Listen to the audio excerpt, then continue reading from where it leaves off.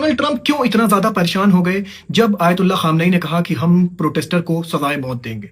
दोस्तों, इसके पीछे की जो बात थी वो खुलकर सामने आ गई है और इसको खोला है डेनमार्क ने।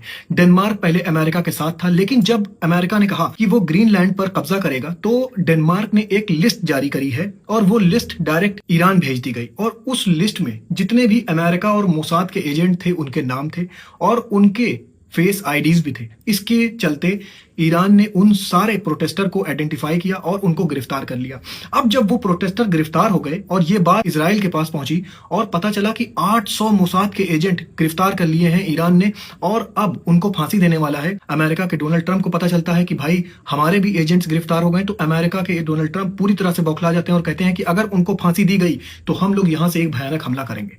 लेकिन दोस्तों, जो रिजीम है इस वक्त ईरान की, वो बिल्कुल नहीं डरती और कहती है कि हम इनको फांसी तो जरूर देंगे। इसके बाद नेतन्याहू का फोन जाता है डोनाल्ड ट्रंप के पास कि भाई ईरान पर हमला मत करिए, क्योंकि अगर उन लोगों को फांसी दी गई और उनके वीडियो सर्कुलेट हुए तो इजराइल में बैठी फैमिलीज, जो उन एजेंट्स की फैमिलीज है, वो नेतन्याहू के खिलाफ हो जाएगी। दोस्तों, एक दो इजरायली जब मरता है तो इजराइल में कितने बड़े प्रोटेस्ट होते हैं। और अगर सोचिए 800 एजेंट अगर एक साथ फांसी पर चढ़ाए जाएंगे तो इजराइल में क्या होगा। पूरा पूरा तख्ता पलट हो जाएगा इजराइल में।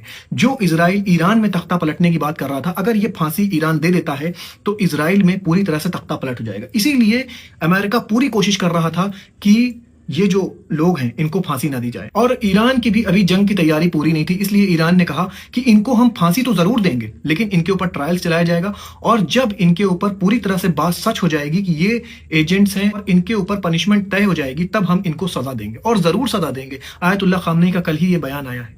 दोस्तों, ये था पूरा मामला। जो भी प्रोटेस्ट मचाया गया, जो भी प्रोटेस्ट हुआ ईरान के अंदर, ये बैक्ड बाय था इजराइल और अमेरिका। दोस्तों, कौन ऐसा मुसलमान होगा जो मस्जिदें जलाए, कुरान शरीफ जलाए? कोई भी ऐसा मुसलमान नहीं होगा दुनिया में, कितना भी बड़ा प्रोटेस्ट कर ले, कि वो मस्जिदें जलाए और कुरान शरीफ जलाए। लेकिन ईरान में 300 से ज्यादा मस्जिदें जला दी गई, कुरान शरीफ जलाई गई, बहुत सी ऐसी हरकतें हुई जो मुसलमान कभी कर ही नहीं सकता। इसी वजह से ईरान अब कह रहा है कि इनको ऐसी सजा दी जाएगी कि पूरी दुनिया के लिए ये एक इबरत का निशान होंगे। दोस्तों, मोसाद में, इजराइल में और अमेरिका में बहुत ज्यादा बौखलाहट मची हुई है इस सब बात को लेकर।